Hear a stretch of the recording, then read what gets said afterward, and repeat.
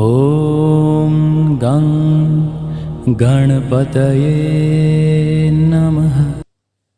Good morning बच्चों, आप सबका स्वागत है मेरे चैनल लर्न साइंस में। आज हम जल समीर और थल समीर के बारे में जानेंगे।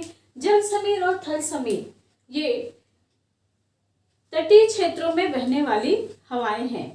ये तटीय क्षेत्र जैसे समुद्र के किनारे दिन और रात, जैसे दिन होता है तो दूसरे प्रकार की पवन चलती है और रात होती है तो दूसरे प्रकार की पवनें चलने लगती हैं।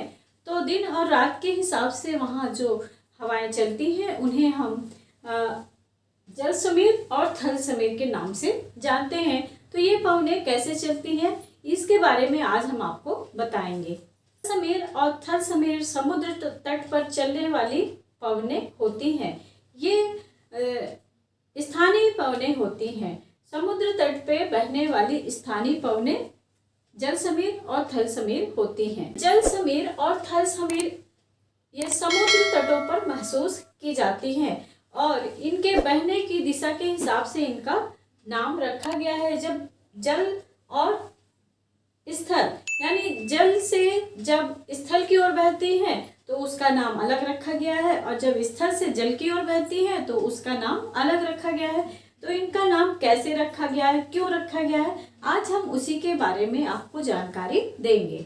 जल समीर और थल समीर के बारे में जानने के पहले हमें एक बात जानना ज़्यादा आवश्यक है कि आखिर जल समीर और थल समीर चलने का कारण क्या है। तो जल समीर और थल समीर इसलिए चलती हैं कि दिन और रात, जैसे दिन होता है और जैसे रात होती है तो दिन के समय समुद्र का तापमान अलग होता है और स्थल का तापमान अलग होता है और रात के समय समुद्र का तापमान अलग होता है और स्थल का तापमान अलग होता है। तो अर्थात कहने का मतलब ये है मेरे कि स्थल और जल दोनों के अलग अलग तापमान होने के कारण जल समीर और थल समीर ये जो स्थानीय पवनें हैं ये बहती हैं। स्थलीय समीर और जलीय समीर बहने का सबसे बड़ा कारण है जिसे हम कहते हैं तापमान। समुद्र का और स्थल का दोनों का तापमान दिन और रात में अलग अलग होता है। इस वजह से स्थलीय पवन और जलीय पवन अलग अलग बहती हैं। हमारा नाम रखा जाता है कि हमारा जन्म स्थान कहाँ है। हम कहीं भी रहेंगे लेकिन हम कहेंगे कि हमारा जन्म स्थान, हम जैसे एमपी में हम जन्म लेते हैं तो हम ये कहते हैं कि मध्य प्रदेश के इस जिले में मेरा जन्म स्थान है। उसी तरह से जल समीर, इसका नामकरण जल समीर क्यों हुआ, क्योंकि यह जल से स्थल की ओर चलती है।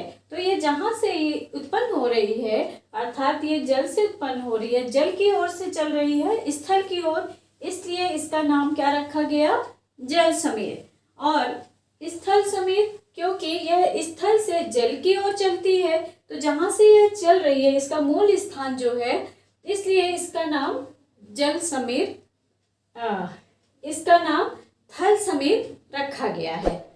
तो कहने का मतलब ये कि हम जहाँ के मूल हमारा जन्म स्थान होता है हम कहते हैं हम वहीं के हैं। उसी तरह से जहाँ से इन पवनें जहाँ से चलती हैं वहीं से इसका नाम रखा गया है। तो ये थल से जलमंडल की ओर चल रही है इसलिए इसका नाम थल समीर रखा गया और ये पवन जल से स्थल की ओर चल रही है इसलिए इसका नाम जल समीर रखा गया। जलीय समीर किसे कहेंगे, तो जलीय समीर जल से स्थल मंडल की ओर चलने वाली स्थानीय पवनों को हम जल समीर कहते हैं। और समुद्र से जमीन की ओर जो पवनें चलती हैं उन्हें हम जल समीर कहते हैं। फिर स्थल समीर, तो जो पवनें स्थल से जल की ओर चलती हैं उन्हें हम थल समीर कहते हैं या इसे हम स्थलीय समीर भी कहते हैं। तो ये स्थल से किधर आ रही हैं, जल की ओर आ रही हैं, इसलिए इनका नाम क्या रखा गया, स्थलीय या जल थल समीर रखा गया। हम जल समीर को समझते हैं। जल समीर इसमें क्या होता है कि दिन के समय ये जल समीर ये कब चलती हैं? दिन के समय चलती हैं, जब सूर्य निकले हुए होते हैं।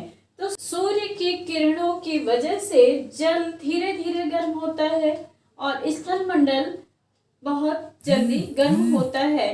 तो पानी, इस जल की खासियत सभी जानते हैं कि इसकी जो विशिष्ट ऊष्मा होती है, अर्थात जल धीरे धीरे गर्म होता है और धीरे धीरे यह फिर ठंडा होता है, अर्थात यह बहुत जल्दी गर्म नहीं होता है और अगर गर्म हो गया तो बहुत जल्दी ठंडा भी नहीं होता है।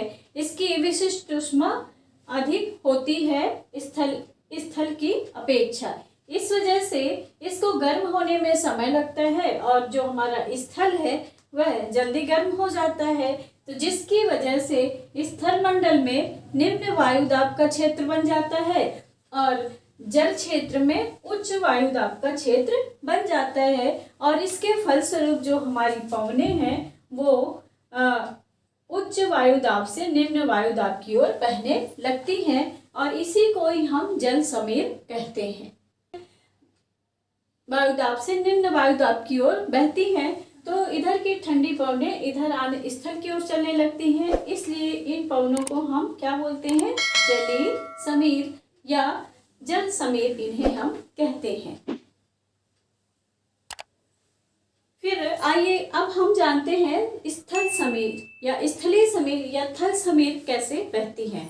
ना रात सूर्यास्त के पश्चात होती है। इसमें क्या होता है कि दिन के समय तो जल समीर बहती है, किंतु जैसे ही सूर्यास्त होता है तो यह क्रिया यहाँ पे उसकी उल्टी होने लगती है।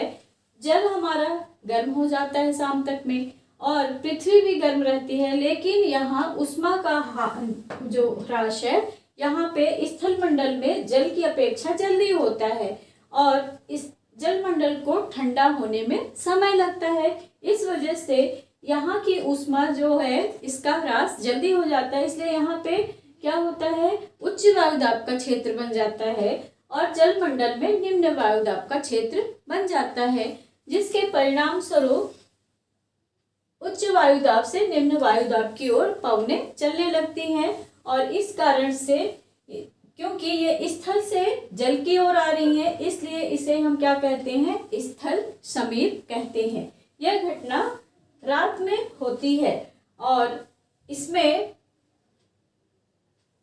उच्च वायुदाब से निम्न वायुदाब की ओर अर्थात स्थल से जल की ओर ये पवनें बहती हैं, इसलिए हम इसे थल समीर या स्थलीय समीर कहते हैं।